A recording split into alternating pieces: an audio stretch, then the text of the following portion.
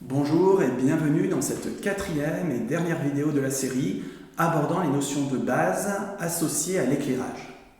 Je vais dans un instant parler de lumen, de lux, de candela, en expliquant les différences qui existent entre ces unités qui permettent toutes de caractériser des grandeurs associées à la lumière.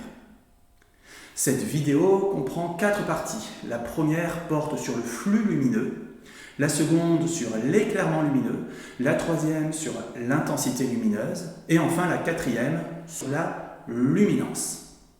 Avant de commencer, j'aimerais vous poser une question. Sur cette boîte d'ampoule, on peut lire CRI 80 alors qu'il est indiqué sur celle-ci CRI 90+. À quoi cela correspond-il ? L'ampoule CRI 90+, fera mieux ressortir les couleurs des objets éclairés, réponse 1. L'ampoule CRI 90+, est plus bruyante que l'ampoule CRI 80, réponse 2. La durée de vie de l'ampoule CRI 90+, est plus longue que celle de l'ampoule CRI 80, réponse 3. Mettez votre réponse en commentaire de la vidéo, comme ça je la connaîtrai. Et je donnerai la bonne réponse à la fin de cette vidéo. Bien. Nous avons vu dans une vidéo précédente qu'une source lumineuse émet un rayonnement électromagnétique qui est caractérisé par une densité spectrale, delta phi E divisé par delta lambda. Voici l'exemple de la densité spectrale du rayonnement électromagnétique produit par une lampe à incandescence. Elle est exprimée en watts par nanomètre. Elle dépend de la longueur d'onde lambda. Le flux énergétique électromagnétique rayonné par une source, en tenant compte de toutes les longueurs d'onde, est égal à l'aire du domaine situé sous cette courbe et il s'exprime en watts. Ce flux énergétique est l'énergie électromagnétique qui traverse chaque seconde une sphère qui entoure la source. Peu importe le rayon de cette sphère, cette énergie sera toujours la même. Nous avons vu dans la troisième vidéo de cette série qu'un rayonnement électromagnétique produit une sensation visuelle d'intensité très variable selon sa longueur d'onde et une sensation nulle en dehors du spectre visible. Dans le but de caractériser le flux lumineux total produit par une source, tel qu'il est perçu par l'œil humain, il faut donc corriger le flux énergétique du rayonnement électromagnétique émis par la source en le pondérant par l'efficacité lumineuse spectrale de l'œil humain que nous avons vu dans la vidéo précédente. L'efficacité lumineuse spectrale en vision de jour est représentée sur la courbe du bas. Et on la nomme ici avec la lettre K. Elle s'exprime en lumen par watt et dépend de la longueur d'onde. Le lumen mesure la sensation de luminosité perçue par l'œil humain. Pour avoir le flux lumineux total produit par une source, on commence par multiplier la densité spectrale de flux énergétique de cette source par la fonction d'efficacité lumineuse spectrale.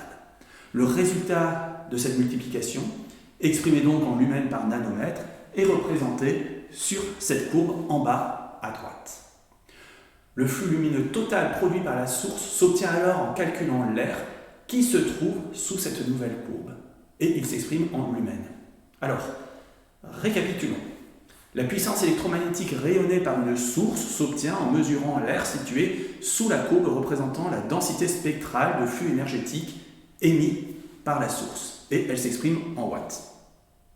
Le flux lumineux total produit par une source s'obtient en mesurant l'air situé sous la courbe représentant la densité spectrale de flux énergétique pondérée par la fonction d'efficacité lumineuse spectrale et il s'exprime en lumen.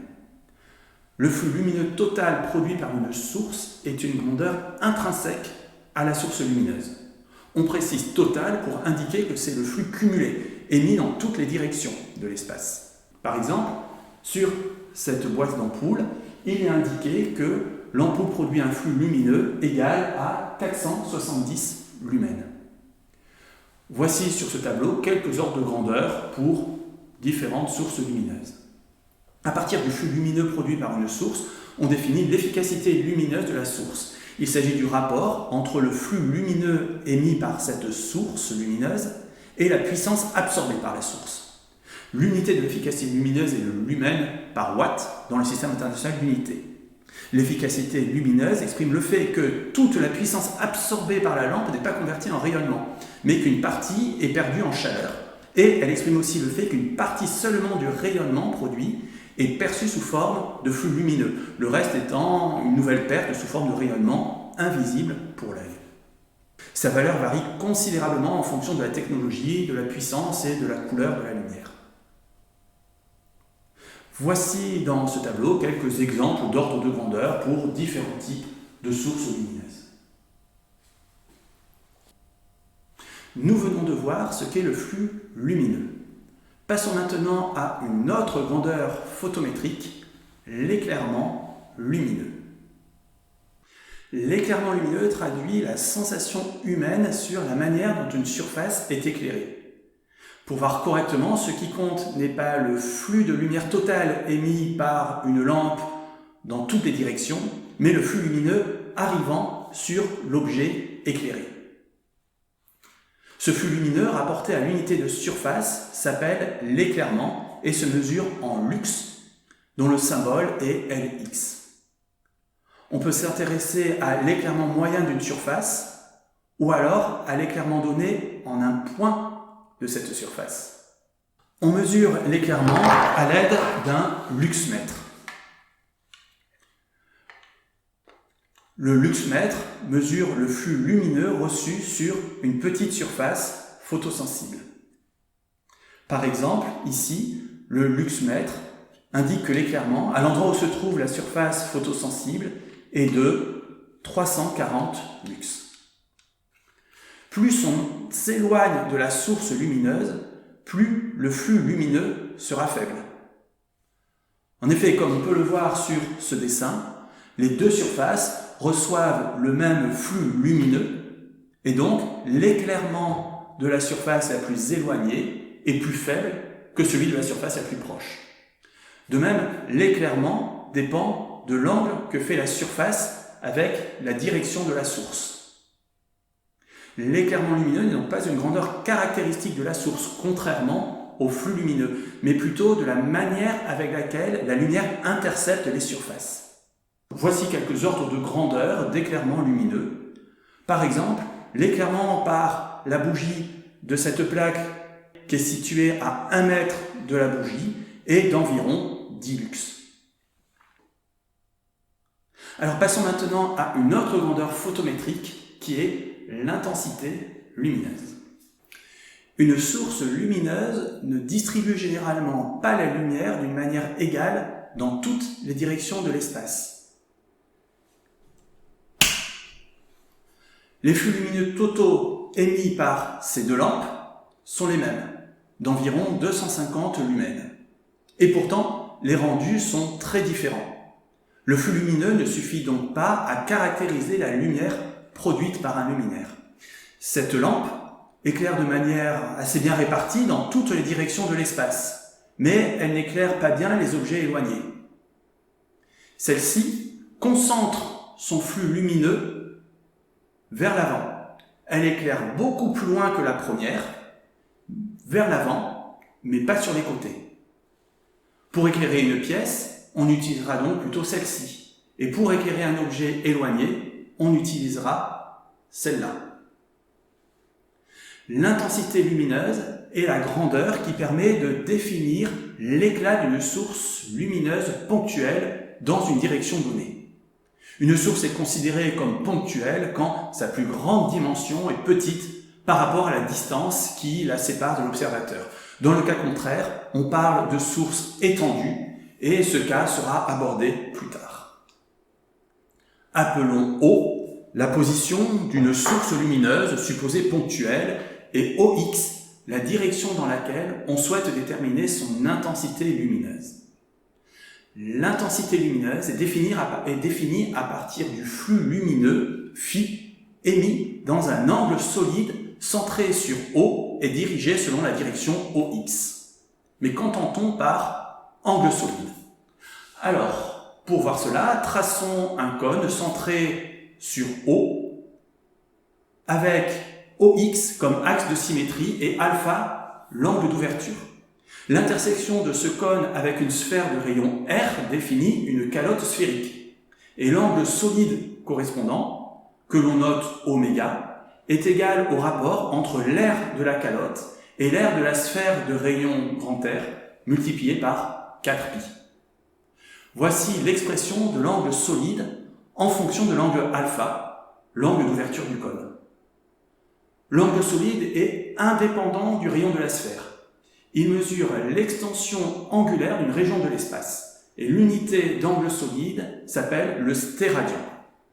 Par exemple, l'angle solide correspondant à toutes les directions de l'espace s'obtient en prenant alpha égale 2π, et il vaut donc 4π stéradian. Le flux lumineux rayonné dans un angle solide de 4π stéradian par une source ponctuelle située en haut est donc égal au flux lumineux total produit par cette source. Réduisons oméga. Le flux lumineux rayonné dans l'angle solide va bien sûr diminuer au fur et à mesure qu'oméga diminue. Si la source émet de la lumière de la même manière dans toutes les directions de l'espace, le flux lumineux rayonné est proportionnel à oméga et on a donc ici une droite passant par l'origine. Mais si la lumière ne se distribue pas de manière égale dans toutes les directions de l'espace, alors le flux lumineux ne sera pas proportionnel à l'angle solide. Et en général, lorsque l'angle solide devient très petit, le flux lumineux redevient quand même proportionnel à l'angle solide, car si on ne considère que de toutes petites variations de direction, ça ne fait plus beaucoup de différence si la source émet de la même manière dans toutes les directions ou pas, et donc le flux est quasiment proportionnel à l'angle solide. Et le facteur de proportionnalité, lorsque l'angle solide tend vers 0, est appelé intensité lumineuse. Alors, dit plus simplement, l'intensité lumineuse est le flux lumineux par unité d'angle solide. L'unité de l'intensité lumineuse est donc le lumen par stéradian, que l'on appelle une candela. Peu importe la distance d'observation que l'on considère, le flux émis dans la partie de l'espace définie par l'angle solide sera le même, et donc l'intensité ne dépend pas de la distance de la source ponctuelle. Par contre, l'intensité lumineuse peut varier selon la direction d'émission. Si maintenant la source lumineuse émet de la même façon dans toutes les directions, alors l'intensité lumineuse ne dépend pas de la direction considérée, et elle est dans ce cas égale au flux lumineux total émis par cette source divisé par 4π. Voici quelques ordres de grandeur d'intensité lumineuse. Le phare du Créac, sur l'île d'Ouessant, est l'un des plus puissants d'Europe. Alors, il existe une relation importante entre l'éclairement en un point d'une surface, situé à une certaine distance d'une source ponctuelle, et l'intensité lumineuse produite par cette source dans la direction de la surface. Alors, supposons dans un premier temps que cette surface est perpendiculaire à la direction de la source lumineuse. Et appelons D la distance qui les sépare. Le flux lumineux émis dans le petit angle solide oméga est égal à oméga multiplié par l'intensité lumineuse, c'est-à-dire à cette surface divisé par la distance d au carré et multiplié par l'intensité. Et comme l'éclairement est égal au flux lumineux divisé par la surface, on en déduit que l'éclairement est égal à l'intensité lumineuse divisée par la distance d au carré. Et plus généralement, lorsque la surface n'est pas perpendiculaire à la direction de la source, comme ici, appelons θ l'angle entre la direction de la source et la perpendiculaire à la surface. La surface apparente, c'est-à-dire la surface qui définit l'angle solide que l'on considère pour relier l'intensité lumineuse au flux lumineux, est alors égale à la surface réelle multipliée par le cosinus de l'angle θ. L'éclairement est donc égal à l'intensité lumineuse divisée par la distance d au carré et multipliée par le cosinus de l'angle θ. Alors, il faut bien comprendre que l'intensité lumineuse permet de rendre compte de l'éclat dans une direction, et pas du flux de lumière produit par la source. L'intensité lumineuse peut être très forte dans certaines directions et pour autant le flux lumineux peut rester très faible. On peut rester dans l'obscurité avec une intensité lumineuse très grande. Par exemple, il ne nous viendrait pas à l'idée de nous aventurer dans le noir avec un pointeur laser pour nous éclairer. Ou pensez aussi à un phare maritime. Il est conçu de telle sorte que la lumière produite puisse être vue de très loin, sans pour autant émettre beaucoup de lumière. Après avoir examiné le cas d'une source ponctuelle, voyons celui d'une source de lumière étendue, c'est-à-dire qui n'est pas assez éloignée de l'objet éclairé pour pouvoir être considéré comme ponctuel. La luminance caractérise l'état non pas d'un point lumineux, mais d'une surface lumineuse en un endroit donné de cette surface. La luminance correspond donc à la sensation visuelle de luminosité ou d'éclat d'une surface, quelle que soit sa forme. La surface apparente dépend de la direction, comme indiqué ici. En effet, pour caractériser la luminosité d'une surface, ce qui compte est le flux par unité de surface vue et non par unité de surface réelle.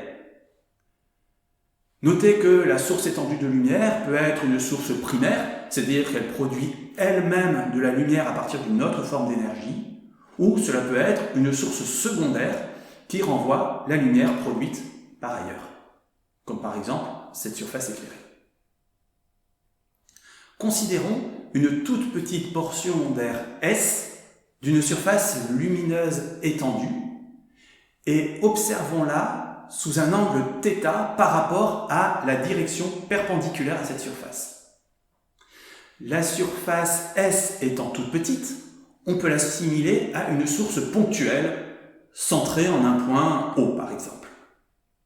L'intensité lumineuse I produite par la petite surface S dans la direction OX est proportionnelle à cette petite surface S.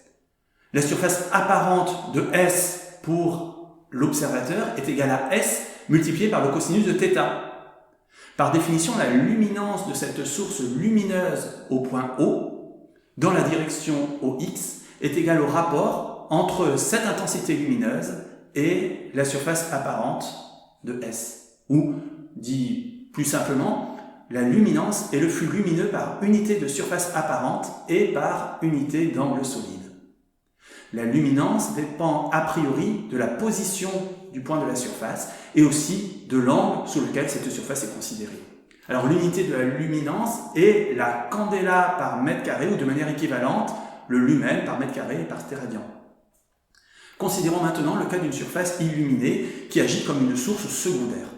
Le facteur de réflexion de cette surface est le rapport entre le flux lumineux réfléchi et le flux lumineux incident. Il varie généralement en fonction de la longueur d'onde de la lumière incidente, ce qui donne une certaine couleur à cette surface, puisqu'elle ne renvoie pas de manière équivalente toutes les longueurs d'onde contenues dans une lumière blanche incidente.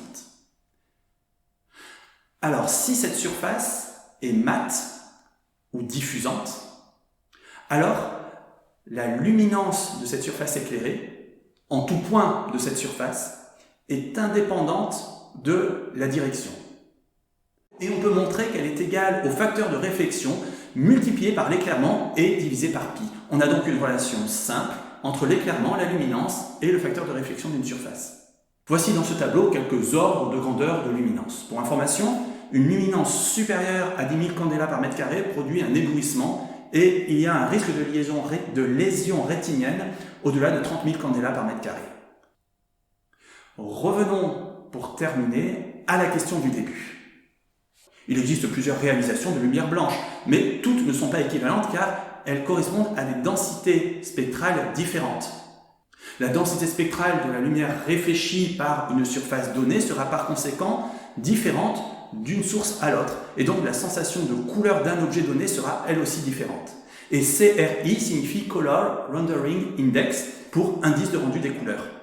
Cet indice définit la capacité d'une source lumineuse à restituer fidèlement les couleurs par rapport aux couleurs qui seraient perçues pour le même objet à la lumière du jour.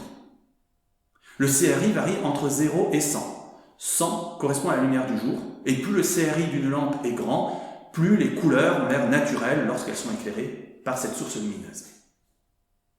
J'espère que ces vidéos portant sur l'éclairage vous ont plu, et je vous dis à bientôt pour une nouvelle série de vidéos. Au revoir.